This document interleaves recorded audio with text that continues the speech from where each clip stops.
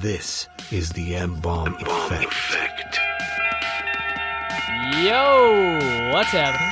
It is Saturday going into Sunday, Mother's Day, May 12th, 2019. Welcome to the M-Balm effect. I'm M-Balm. Zoo is with me here. How you doing? And you're with us also. You can talk to us on the live chat on the YouTube here, or you can email us at thembalmeffect@gmail.com. There you can leave us the comments, questions, all kinds of different things, hate mail, whatever you want to leave, you can leave it there for us to read. We'll bring it up in the next episode, and we'll try to get to some of those to the best of our ability. Now, before I get started, we're missing somebody tonight. We are missing someone tonight, yes. Uber Mike is obviously not here.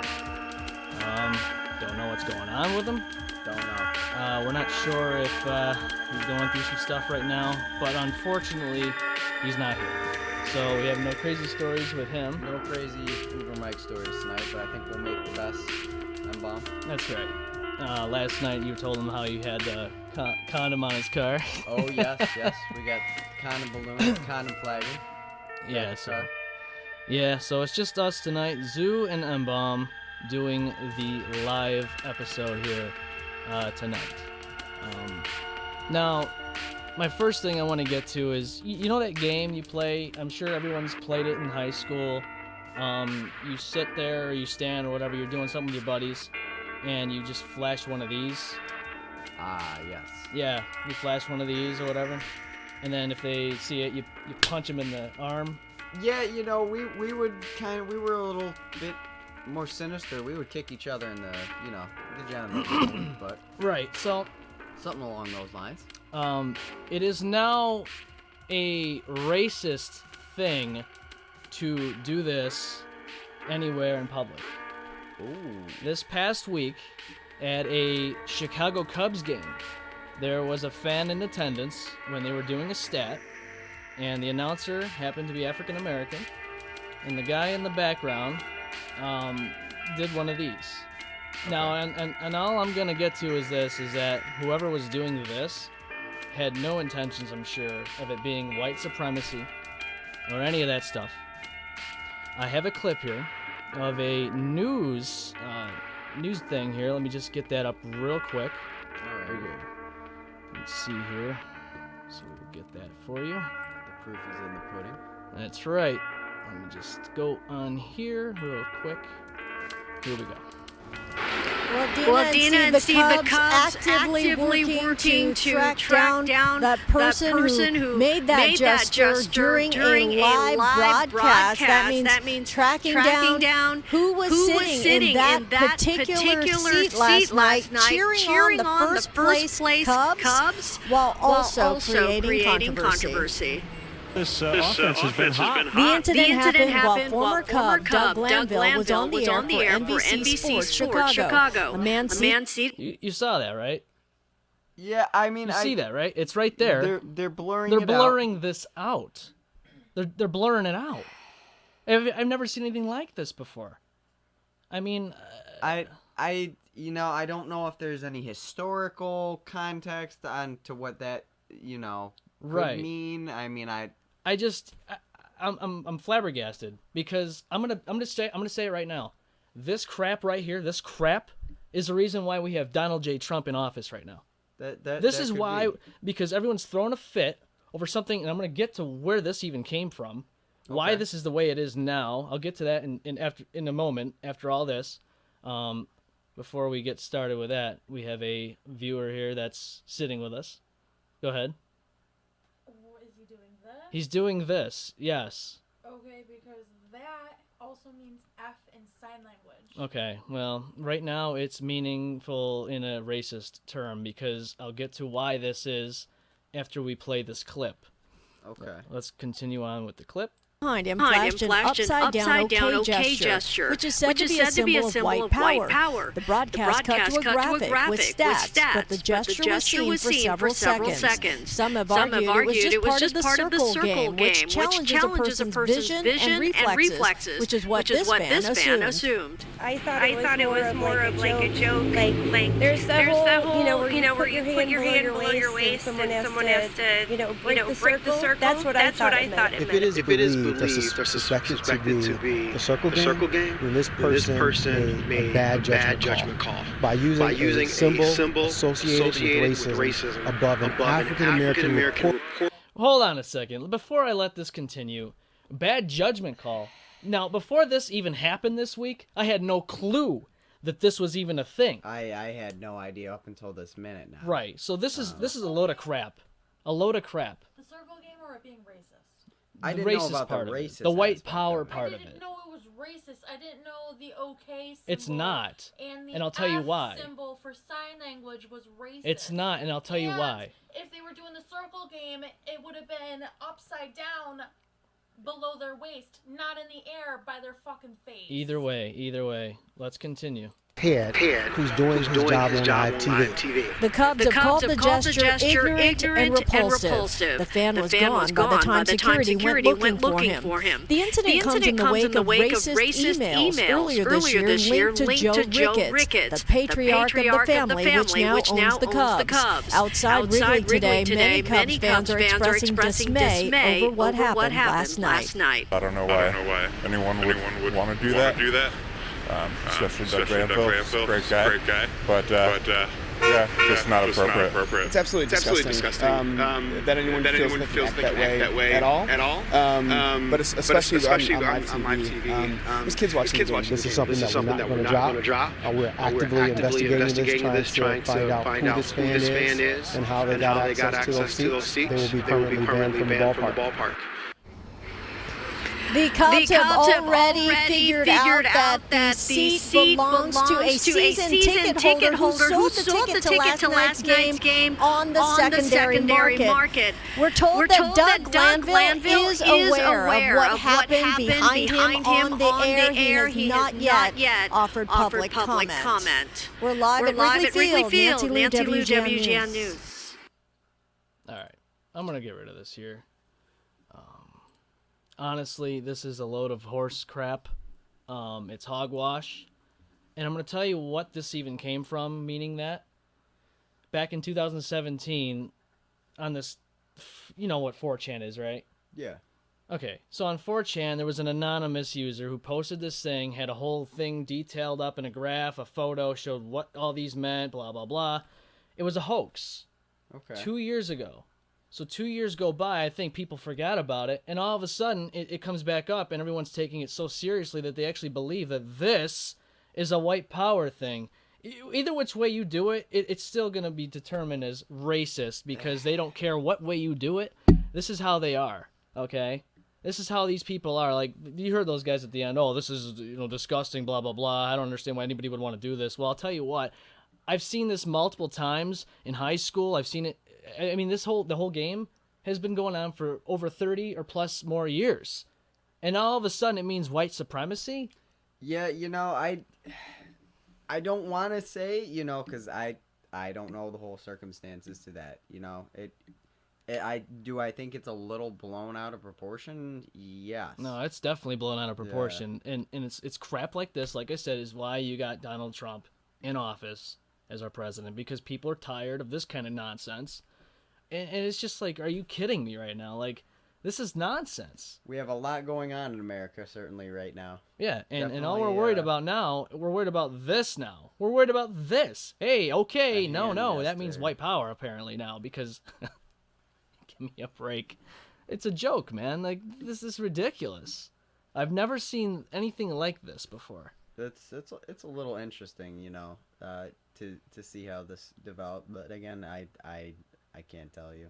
Well, it's stuff like this. I'm neither Republican or Democrat, but here's one reason why. Here's one reason why I'm not a Democrat. And now let me get to another story that makes me not ever want to be a Republican. Yes.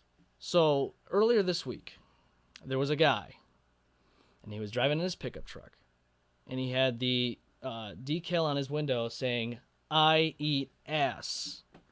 He gets pulled over. The cop pulls him over, tells him to take it down, change it up, whatever the case. The guy refuses. So he gets arrested and thrown in jail. Okay. Over a bumper sticker. Right. That's freedom of speech right there. Along with this. Two different sides. Okay? Two different sides of each end here. and they're making out like, oh, this is terrible. It was offensive, yada yada. No, you can put whatever you want on your car. Okay. I have seen some very strange bumper stickers going by. So have I. I'm not going to lie. There's been, in fact, one today. There's this old lady. All right, definitely an interesting looking old lady. Interesting giant sun hat with tons of flowers on top of it. Right. And what looked to be a fake bird, on the front of it, but it looked pretty realistic. And the whole back of her car. And I thought this was lady looked like 80 or 90 years old. Whole back of her car. Right. Covered with a bunch of pretty, some sexually explicit terms there. And, but a lot of today's hot topic issue, you just you never know. I know. But I do, free speech, that. Well, like given right in America, but like I said before, and I'll say it again, our society that's not the case right now. Well, I know, but our society has gotten dumber over the years, more naive, and they're always buying into this this thing of, oh well, so and so said this, so we're gonna say this, or we're trying to fight this one to make ourselves look better, blah blah blah. You know what? It's a losing battle, and it's not getting us anywhere. Okay, this nation's being more divided with crap like this. And it's not going to get us anywhere that's going to be helpful. United we stand, divided we fall. That's what Original Steve has on his hand, or his arm. Yes, sir. That tattooed across his arm. It's no joke, though, but that's the thing. It's actually true, because right now, we're divided. What's going to happen? We are. The only time I remember us being so united was in 9/11, 2001, when the towers came down. You saw all kinds of different people getting together, rejoicing, and being very proud of where they're from, being happily friends with each other. You don't see that anymore. No. Everybody's out to beat this one up, and everyone else is trying to go online and to get ahead of the other person in doing whatever it takes. And it's not going to get any better until we do something about it. Until we stop buying into this crap. You got some loser on 4chan. Listen, if you're on 4chan, okay, and you have nothing better to do, I honestly think you're some basement dweller, probably in their late 20s, early 30s, don't have a girlfriend, don't have a job, and you're probably just out being a sourpuss saying, you know what I'm going to do? I'm going to screw everyone's fucking day up, okay? I'm going to go on here and cause this whole thing about how the OK symbol is racist. That's what you are. You're a loser. Whoever you are that did this, you're a loser. Always have been. Are now, will always be a loser. That's all I gotta say about people on 4chan starting shit, man, because it's so stupid. You already got problems as it is. I tend to try and stay off that, It's just garbage. Problems, but I do believe it's garbage. Yeah, I mean, it just doesn't make any sense. Yeah, I think that definitely is true. Yeah. But hey, if you're in the area, Rochester, New York, you'll know that the Lilac Festival just started this Saturday, this weekend. All week long, till next Sunday. Now, let's place a bet on how many days of the week is going to rain. Ooh, that's a good one. All right, let's place a bet here. I mean, everybody that is from the area knows that every time it's the Lilac Festival, it rains. It rains. It rains. Every year. It pours. Oh, I know, and it always seems to happen when I go. Quite a few times my experience there has been. All right, we gotta take a quick break. This is the M-Balm effect.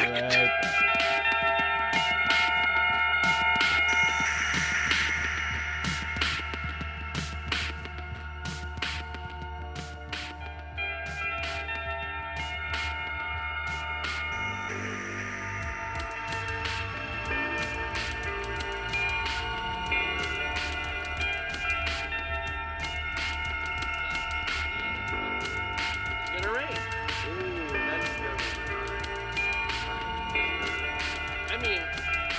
Everybody that is from the area knows that every time it's the Lilac Festival, it rains. It rains. Every year. Oh, I know. And it always seems to happen when I go. Quite a few times. This is the M-Balm effect.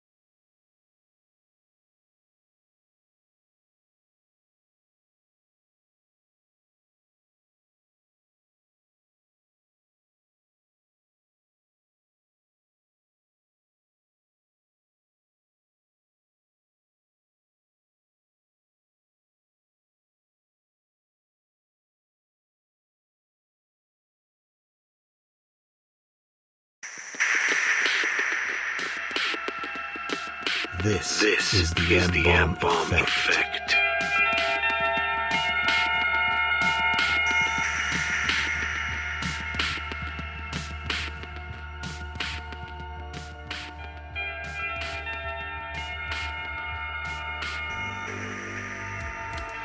We're back now. Microphone is on. Microphone here. Oops, technical difficulties. Yeah, still getting used to this program. Getting a lot of things going on. New software. New a lot of stuff. But yep, we're back. Live and live as ever. So yeah, a lot of plans for this show. Talking about anything and everything. Talking about Uber Mike, who's not here. Uber Mike is not here. He was unable to be reached for a telephone interview. Yeah, we were trying to get a hold of him. We were going to see what he was up to, but things just didn't pan out. I think he's sleeping. Probably. It's 12:57 in the morning. Only. Come on, dude. He's 22 years old. When I was 22, I was up until 7 o'clock in the morning. I don't know. Yeah, you're right. Man. So. All's well. Happy Mother's Day to all the mothers watching. That's right. If you're a mother and you're watching, happy Mother's Day. Yeah, that's right. And if your mother's here on Earth, on God's given Earth, give her some love, and give her some of your time, and don't blow her off. No, don't blow her off. Yeah. Get her a card. I'll make one. Speaking of mothers, I do want to talk about something I didn't have really planned until just now. So, do you know the show The Act? The Act. It's on Hulu. Yes. Okay. Did you watch it? I've seen, to be honest, 20 minutes of the first episode. You did? Yep. Okay. So, my fiance and I watched The Act. Okay. And we watched the whole thing until season finale, the whole finale, whatever. It's pretty interesting how a lot of it is true. But you could also understand that some of it's dramatized, obviously, for entertainment purposes. Today I happened to watch Mommy Dead and Dearest. And let me tell you, I want to watch it again. I want to go over it with a fine-tooth comb and take every bit of information and store it in here and remember what I watched on The Act, because I was watching, I was like, are you kidding me? I should have watched this first before I watched that show, because it all made sense. And with that being said, the whole thing is just crazy. Okay. So yeah, you gotta understand that this girl went through a lot of stuff. So there's some traumatic experiences, I'm assuming. A lot of traumatic things happened. Have an effect on people, you know. For the most part, you all know Gypsy Rose Blanchard. You all know what happened to her. And I'm sure a lot of you probably seen both the documentary and the show. If you didn't watch anything yet, please do yourself a favor and watch the documentary before you watch the show. That's all I can say. I'm going to have to go and, because, my significant other as well, she really is interested in this, and she wants to watch it. We definitely want to, but I think we need to get some more facts, through a factual documentary before we watch this. I know, and that's what I'm saying. There was things on the show that I was like, all right, that's probably just over dramatization. It's probably not true. And then I'm watching the documentary, and I'm watching this and listening to everything unfold, and I'm like, that actually happened. Yeah, that's insane. It's a very insane story. I mean, to be honest with you. I mean, I knew it was crazy to begin with, but I didn't realize how accurate some of that stuff that was way overboard, it really happened. Like, it boggles my mind. Now I'm familiar with, like, the case and right, the details about that, and yes, and it's a very, very unusual and very. I mean, it's just one of those things. Really case that I know of like it. I mean, I get in these moments where I'm just like, I don't know. I don't want to call myself a Debbie Downer, but I get in these moments where I look at certain things that have happened over the course of history. This would be one of them. This is where I'm at now, that whole case. 3 years ago, I had around this time, I had a whole thing with 9/11. I watched all the videos, listened to all the recordings, and even to this day, I can't imagine just being there in person, watching this all unfold. I can't imagine being there watching the first or even the second plane hit the towers. I can't imagine being in the situation where you have to either decide you're going to jump off a skyscraper or burn to death. And, I think about a lot of that stuff because I like to understand where people's frame of mind is at certain points. Just to be like, okay, what would I do in that situation? Yeah, it's a messed up way to think. I mean, not messed up, but it really makes you think. Like, if you were in that situation, how would you respond? Would you try and go back and find a possible way out, or would you just say, you know what, this is how it is, this is how it's gonna go, I'm gonna jump out a window? Yeah, I mean, multiple people jumped out of those windows and all that. This was a very sad, even watching the videos later on, it was very heart-wrenching. Oh, it was because these are people's loved ones doing this, and they were just going to work. And I think everybody, even I remember where I was on that day, and I was I think in first or second grade, but I can remember they got us all together and they said, everybody's going home, and all the teachers and parents were crying and panicking, and they said the United States is under attack. That's what we were told. Yeah. I didn't find I was I think 5th grade, 2001. I didn't find out until I got on the bus, and everybody else already knew, and all I could hear is them talking about it. I'm like, what are you talking about? Like, planes hijack what? I get home and on the TV there's the video footage of what happened earlier on in that morning, and it was like watching a movie. To be honest with you, it was like watching a movie. Literally, well, and also, that was ingrained in every person that pretty much lived in the U.S. at the time. Oh, yeah. It was ingrained into our history, instantly, just like that. Yeah, I mean, I'm sure that's how people feel about the time when JFK got assassinated. I can remember my father talking to me about, he remembered when JFK was assassinated. He had come home from school, and his mother, my grandmother, was crying. And he asked her what was wrong and what had happened, and she had said the president was shot, and it was a huge deal. The country was basically in turmoil over this. And everybody was like, "Are we going to war?" Or what is going to happen? And he said, people just loved this man so much. Right. I know, it's crazy, and to think about it now, it's like, yeah, that was so long ago. Still, it had an effect on us. Even to this day, we still are feeling that, just as we're feeling 9/11, and just as we're feeling things that are happening now. And I think, a lot of the time we don't really focus on the bigger picture when these things happen. We think about what's happening now, and only now, and we don't think about what's going to happen 10 years from that point.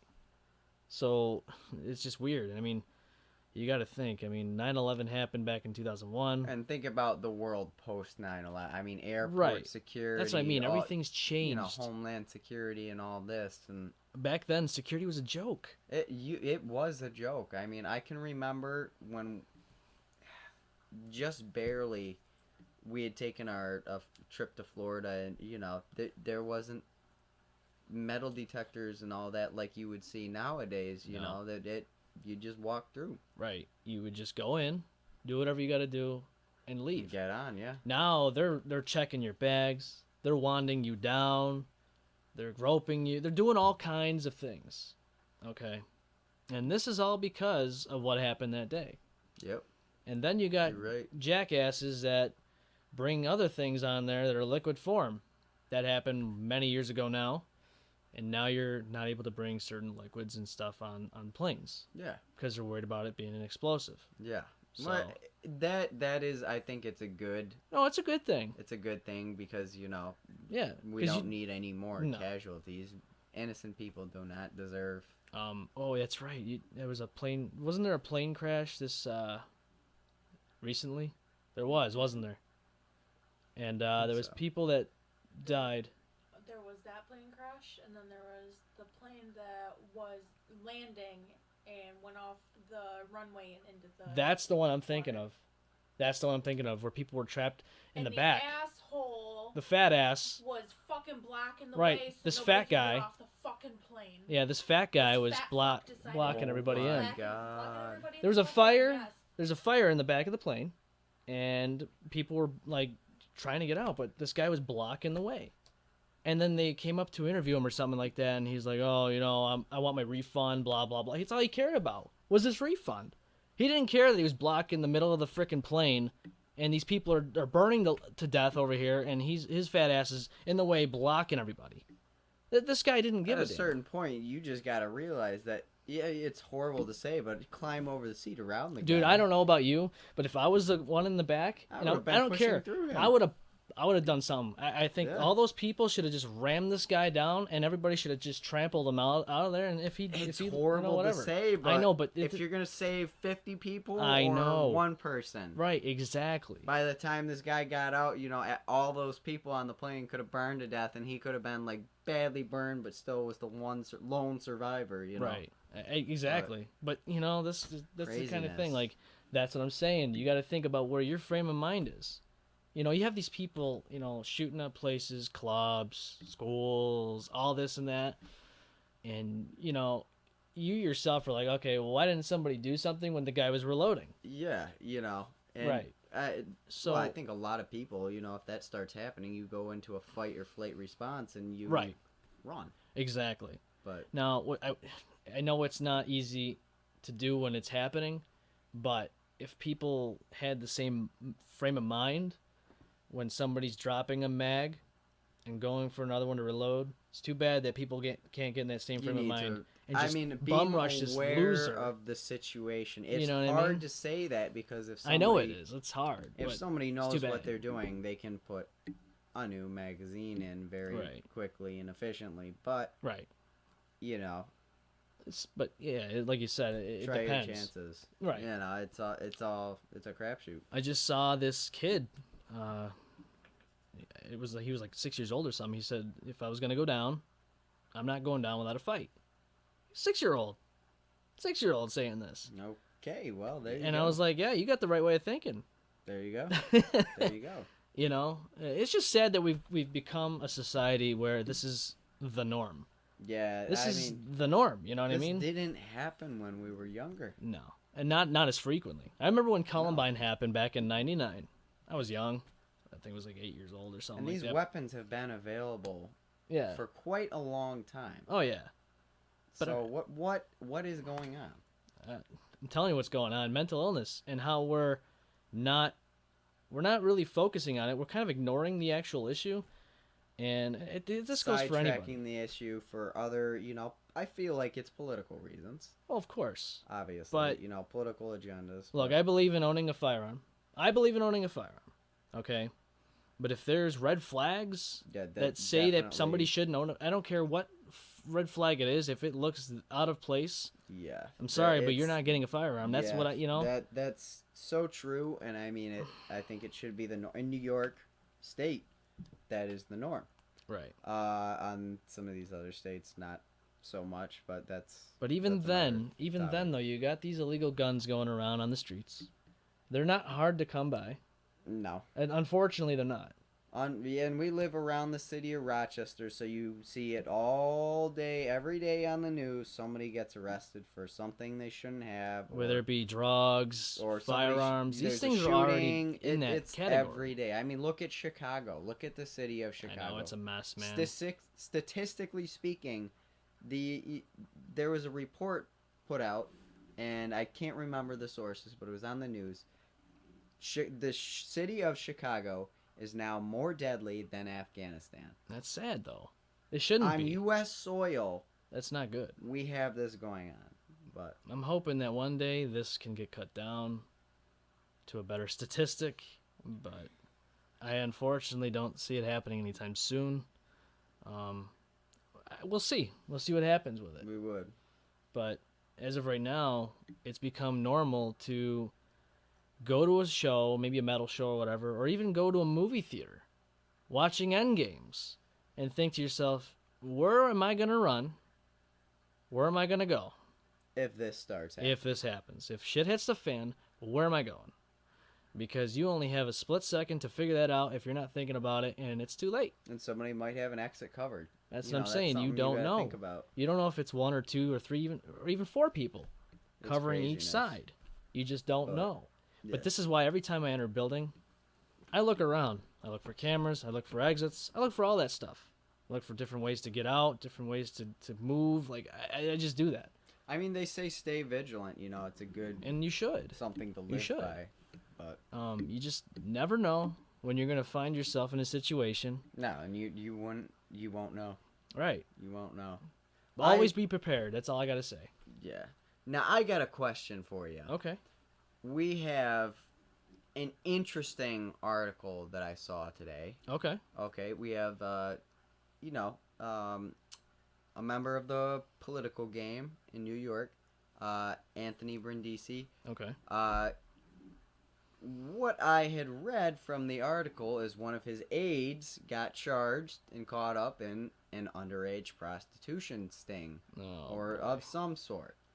And, we're seeing that, it's just crazy. It's crazy out there. It doesn't matter if it's a politician.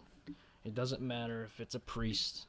It doesn't matter if it's the guy that lives in his mother's basement. Yep. And it doesn't even matter if it's some guy who spills gravy on his keyboard and goes to Best Buy and gets found out because he had a file called 13 or 14-year-old. There we go. Let me tell you, there's creeps all over the place.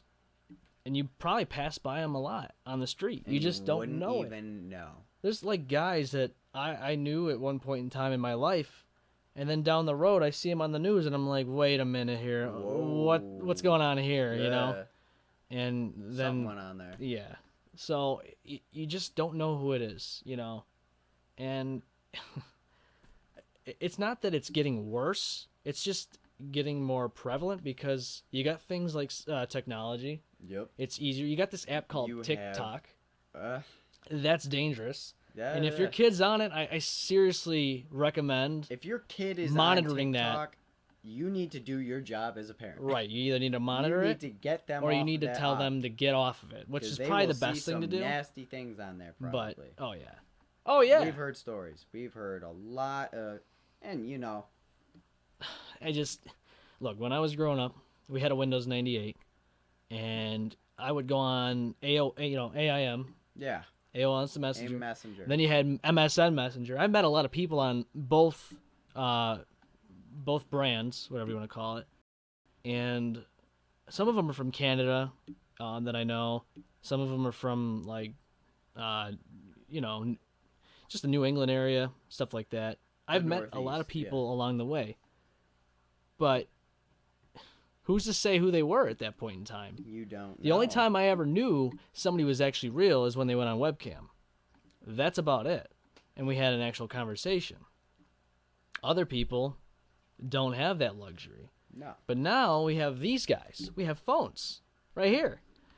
And basically what happens now is you got your kid going on this app called TikTok, and you got them doing these weird music videos, I guess. Is that what it is? It's some type of video sharing, Okay. It's a platform. Now anybody could view these videos, I'm sure. Anybody that subscribes to this app can view those. So. Right. And so what I'm saying is it gets to a point where you got to be careful in what you're putting on there. And kids don't think about that. No. Younger children aren't going to think about that, and that's the scary part, you know? And you got because God knows who is watching. You could have some disgusting, subgrade human being with horrible intentions watching your son or daughter. Exactly. If you are allowing them on this app. All I'm saying is either take them off of it, tell them why, not to the extent where you need to scare them, but tell them, look, there's bad people out there, yada yada. It's probably best if you don't go on it, or heavily monitor their usage, or just be around. That's what I'm saying. Monitor have it visible so you can see what exactly your child is doing on there. I don't know, man. It's scary to think that this is getting so easy for people to access your child in your own home too. They can see your layout of your home in some points, I'm sure. They'll know who you are. Yeah. You might not even know they're doing this TikTok thing, and they might be recording, and you might be entering the room, and there you are, and all of a sudden this person has your address. They know They what have your the name. parent looks like. They know everything. They have a somewhat. They know the layout of your house somewhat. Right. They may see door locations, and God knows what. You never know what could get captured in those online videos. That's what I'm saying. It's insane. I don't know, man. I just know that. Well, in that Pokemon Go a year ago. Okay. They were saying that sexual predators were turning on certain things in the app. I wasn't aware of. I didn't even hear about this. It was a location sharing. Okay. Thing where basically when you signed up and created a thing, the location thing would be left on, that you'd have to go through this and that to turn it off. Okay. And apparently people were taking advantage of this location sharing thing for the wrong reason, finding where a bunch of children were. That's not good. And, doing sketchy things, and it's just, An innocent game that's on your phone turns into a tool for a predator to monitor your child children, and even effectively, literally hunt your children. Right. And it makes it easier for them to do that. And that's sick. It's the scary part. I know. Technology has come to the point where... Right.